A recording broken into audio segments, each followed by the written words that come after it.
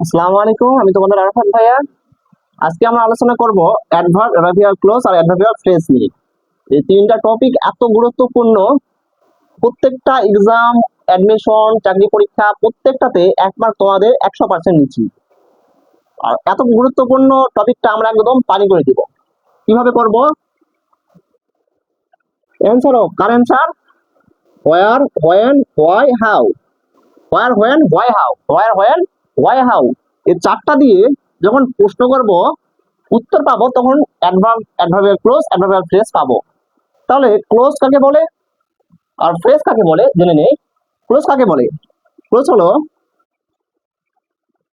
Subject plus verb থাকে, subject plus verb থাকে। আর phrase কাকে বলে? সাবজেক্ট প্লাস ভার্ব থাকে না। ক্লোজ কাকে বলে? সাবজেক্ট প্লাস ভার্ব থাকে। ফ্রেজ কাকে বলে? সাবজেক্ট প্লাস ভার্ব থাকে না।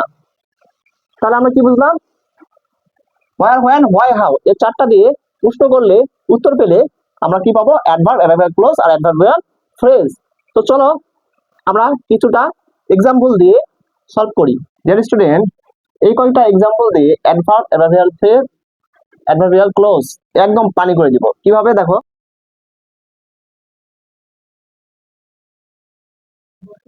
হোয়ার, হোয়েন, হোয়াই, হাউ দ্বারা প্রশ্ন করলে উত্তর যেটা পাবো সেটা হচ্ছে অ্যাডভার্ব, অ্যাডভার্বিয়াল ক্লোজ আর অ্যাডভার্বিয়াল ফ্রেজ। তাহলে দেখো, প্রথম এক্সাম্পলটা দেখি। আই ওয়েন্ট হোম, আমি আই ওয়েন্ট হোম আমি বাসায় গিয়েছিলাম। তাহলে এখানে হোম একটা শব্দ, তাহলে কি হবে? এটা অ্যাডভার্ব। কোথায় গিয়েছিলাম? হোয়ার, কোথায় গেছিলাম? হোম, বাসায়। তারপর আই ওয়েন্ট টু ঢাকা, আমি ঢাকা গিয়েছিলাম। এখানে দেখো টু ঢাকা, এখানে সাবজেক্ট ভার্ব আছে। তাহলে আমরা কি বলছিলাম? যে সাবজেক্ট ভার্ব থাকলে সেটা ক্লোজ, আর সাবজেক্ট ভার্ব না থাকলে সেটা ফ্রেজ। তাহলে এইটা অ্যাডভার্বিয়াল ফ্রেজ। তারপর we read that, we read আমরা পড়ি, দ্যাট যখন আমরা শিখি, উই মে লার্ন। এখানে দেখো সাবজেক্ট ভার্ব আছে, তাহলে এটা কি? Adverbial clause.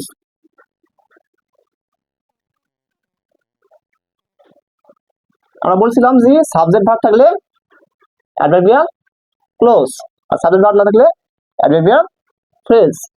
তারপর দেখো দ্য ডোর ওপেন অটোমেটিকলি, এখানে একটা আছে দেখেন অটোমেটিকলি, তাহলে এটা কি হবে? অ্যাডভার্ব। তারপরে আরেকটা দেখো, I will go where he lives, এখানে দেখো সাবজেক্ট আছে, ভার্ব আছে, তাহলে এটা কি হবে? নিশ্চয় অ্যাডভার্বিয়াল ক্লোজ। তারপর দেখো he is in the room, the room, এখানে সাবজেক্ট ভার্ব আছে না, তাহলে এটা কি হবে? বলা হয়েছিল সাবজেক্ট ভার্ব থাকলে সেটা হলো ক্লোজ, আর সাবজেক্ট ভার্ব না থাকলে সেটা হলো ফ্রেজ। তাহলে এটা কি? ফ্রেজ।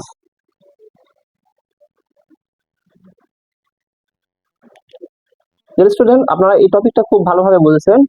এরপর আমরা আরো অন্য টপিক নিয়ে আসবো। আশা করি আপনারা রেঞ্জার্স একাডেমির পাশে থাকবেন। সবাইকে ধন্যবাদ। আল্লাহ হাফিজ। আসসালামু আলাইকুম।